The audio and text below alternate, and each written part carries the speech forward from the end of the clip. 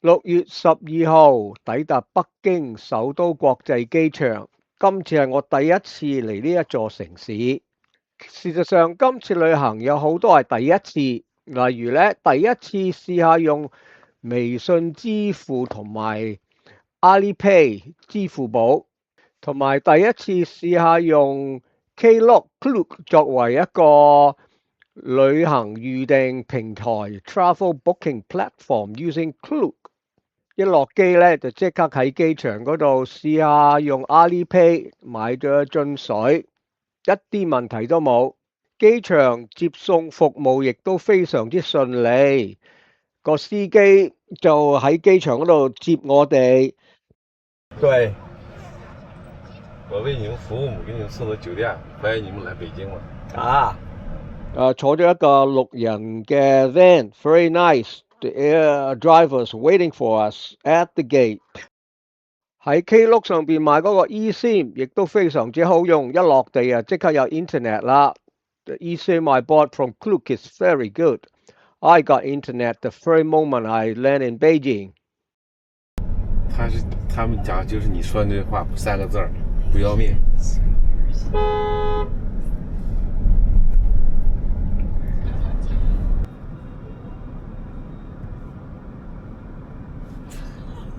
這裡過馬路的還要小心。要過一會兒看沒事過去，那個愣豆頭直接自己先過去了。看着。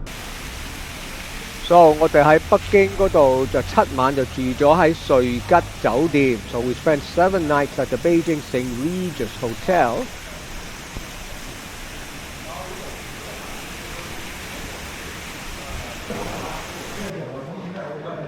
呢間酒店呢，就喺1997年10月就開張。咁你由個 lobby 就見到佢有一種好經典、寬闊宏偉嘅風格，又俾我一個印象，就覺得好似香港九龍香格里拉酒店，或者係因為用類似嘅石材同埋顏色嘅緣故啦。St. Regis Hotel 咧，一向都係俾全世界好多政要中意喺呢度住嘅，其中咧就包括美國總統 President Trump、Obama、Clinton and President Bush。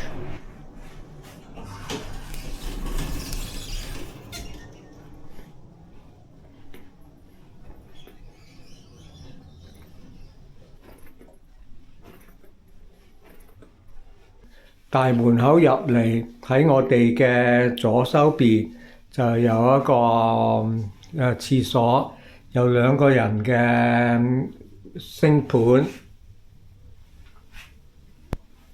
然後有一個浴缸。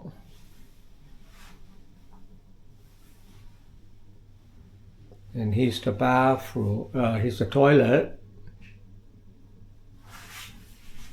呢度仲有一個係 shower 嘅地方，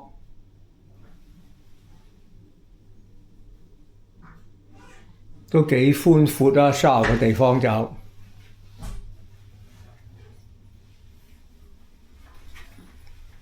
呢度有一個夾萬個 closet。呢個 closet 咧有啲佢有啲 drawer 喺度。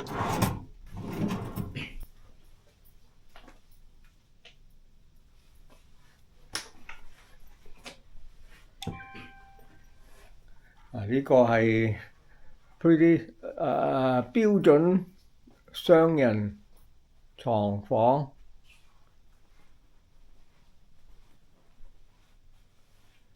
出邊個係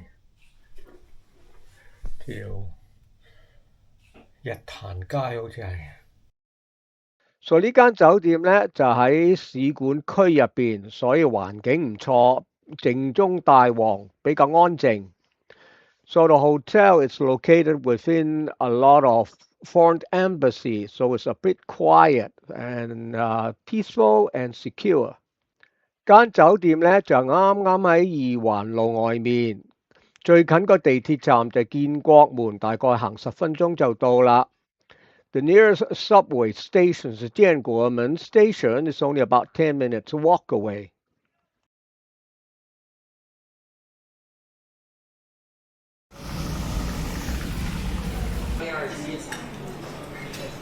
就呢度就係 regular 嘅 egg glaze， 有 sausage。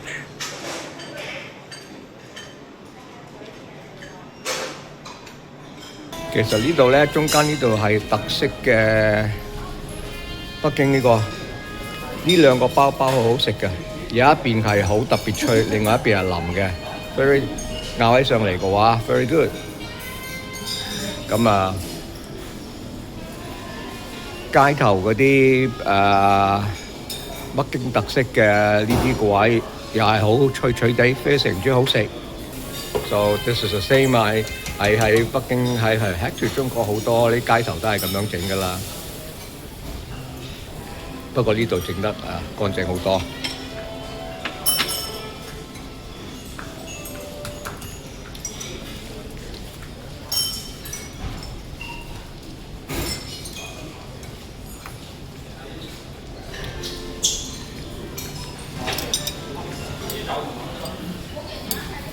佢呢一個唔係喺度一個圓盤咁轉下嗰種喎。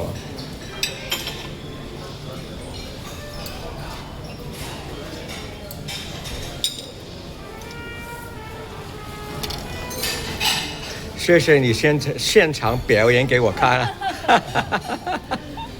您可以嘗嘗。我每一天都嘗過了，很好吃，脆脆的，特別好吃。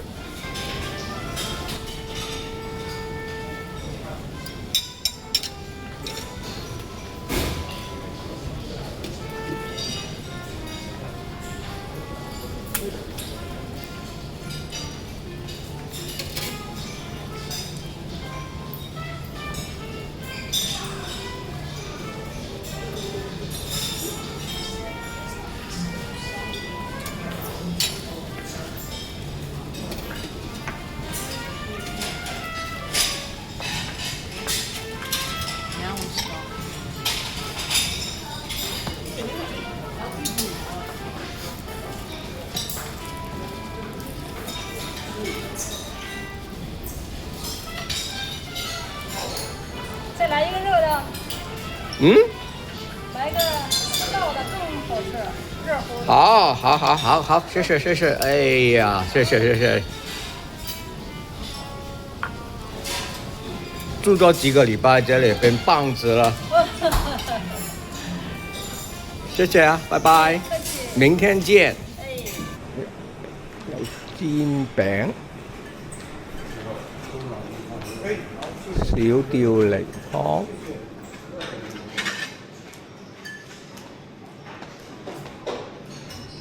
擔麵 dumpling， 仲有啲蒸包，有豆沙包，肉春卷，又係呢啲包仔。呢度係粥，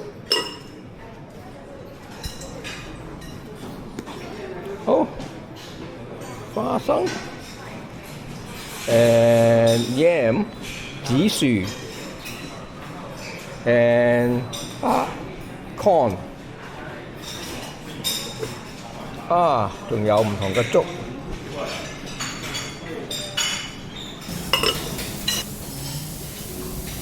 呢度中間呢度就係蔬菜部，yogurt is all the way at the back 嗰度。OK， 試完一個好豐盛嘅早餐之後，而家我哋出去出邊去個 courtyard 嗰度。嗱，呢一度咧就係 St. Regis Hotel 嘅公園仔，整埋好多呢啲咁嘅仿古銅鐘。其實呢度咧就係俾人哋食煙用嘅，差唔多係。佢有一個游泳池添㗎喎，原來。Such a very big swimming pool。點解知道咧？綠世有個救生員企咗喺度。北京綠化城市嘅計劃好成功啊！由機場開始至到入去城市嘅話，都好多公園，好多樹。Looks like what kind of tree？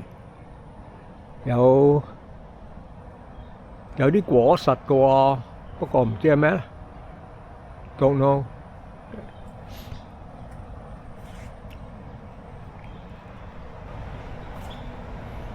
今日個天氣都幾好，it's early in the morning， 所以唔係咁 muggy 字，唔係咁潮濕。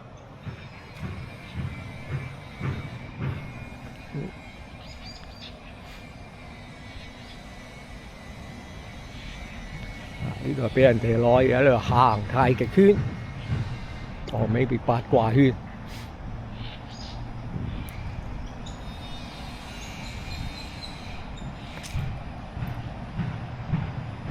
平時朝頭到呢度嘅話，佢個大堂口都好靜。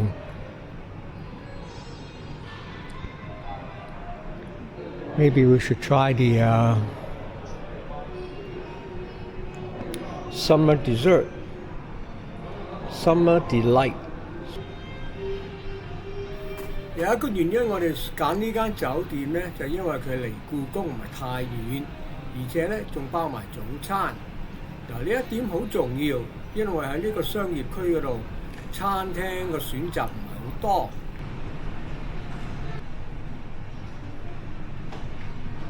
由酒店步行幾分鐘呢，就去到一條叫做建國門外街。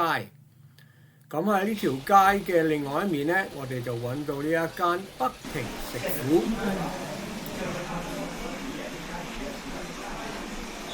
海膽烤鴨鮮含二重奏，我哋話訂咗隻鴨，請問怎麼樣訂的？你要現在就給你點菜嗎？我們訂了一個鴨，可是那是只有鴨嗎？還有其他的東西？給你問一下。好，謝謝。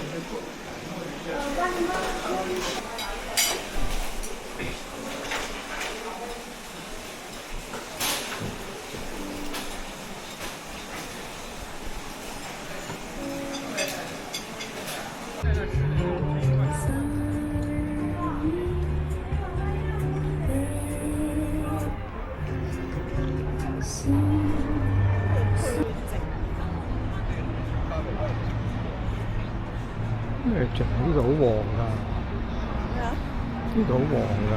邊度旺啊？我唔知唔多有好多人。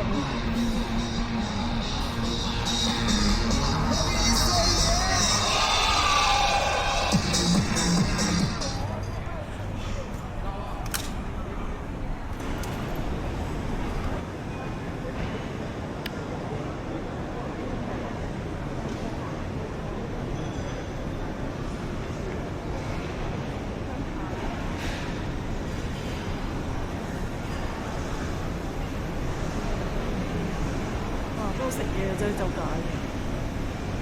呢度有間素食店，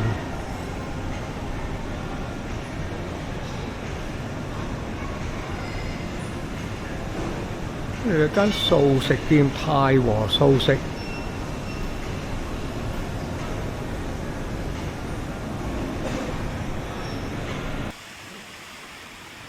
今日個天係有少少陰陰地。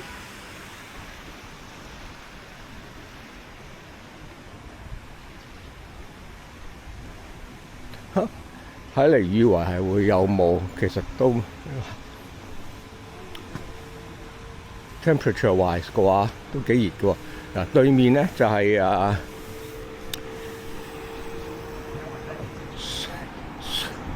Slovakia 嘅領事館啊，叫 Slovakia。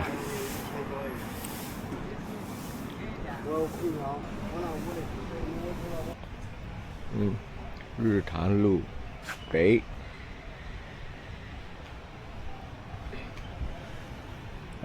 奇怪啦！好啦，我係要告落去秀水北街西嗰度直落去。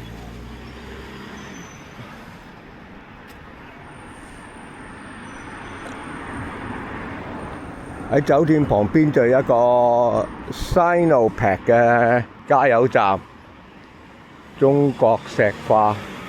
So it's actually pretty convenient 如果你係揸車嚟嘅話。喺呢個建國門外交公寓所嘅話，又有一個地方食嘢喎，有一個西班牙餐廳 Italia。Oh, we could try that. Cafe Flat White。咦，又問我 Lecken， 哈哈，有個 Lecken 喺度，我要試下呢度。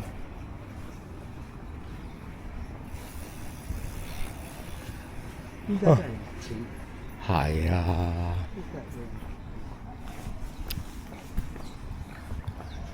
It's getting hot。係啊。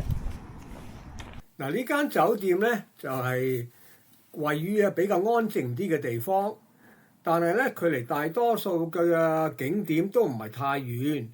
嗱，例如咧坐的士、出租車去故宮，大概都係20零蚊人民幣。即使去到我哋最遠去頤和園，搭的士都係唔使50蚊人民幣。OK， 我哋而家 turn a corner。Free shop for the diplomatic thing. Yeah.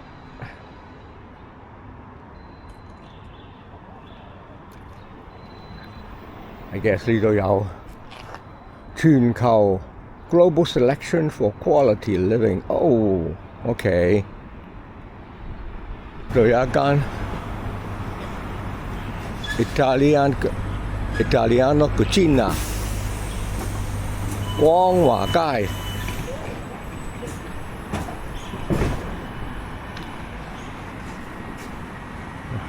有一間叫做 John Boo Pub。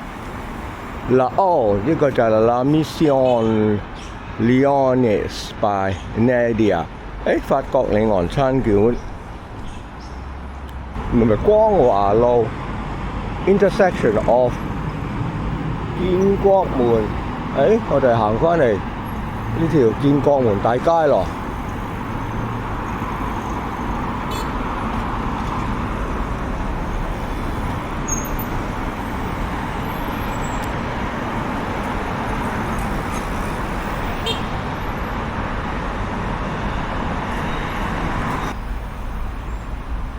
喺建國門橋嗰度，建國門大街、北大街。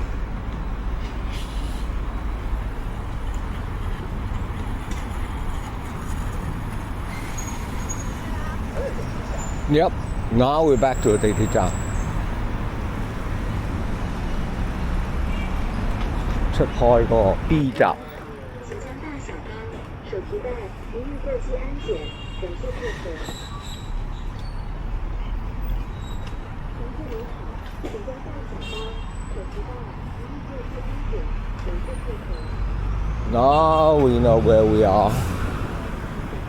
行返去建國門大街，向東行啦。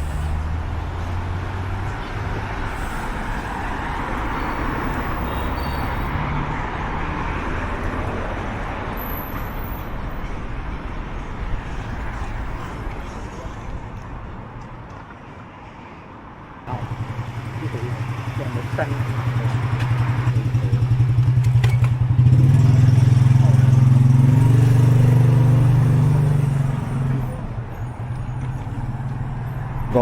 警察局嚟嘅。OK， 而家又行翻個日壇路北啦，翻去我哋聖 Regis 間酒店。聖 Regis 就喺呢一度。嗱，呢度嘅話咧就係國際俱樂部。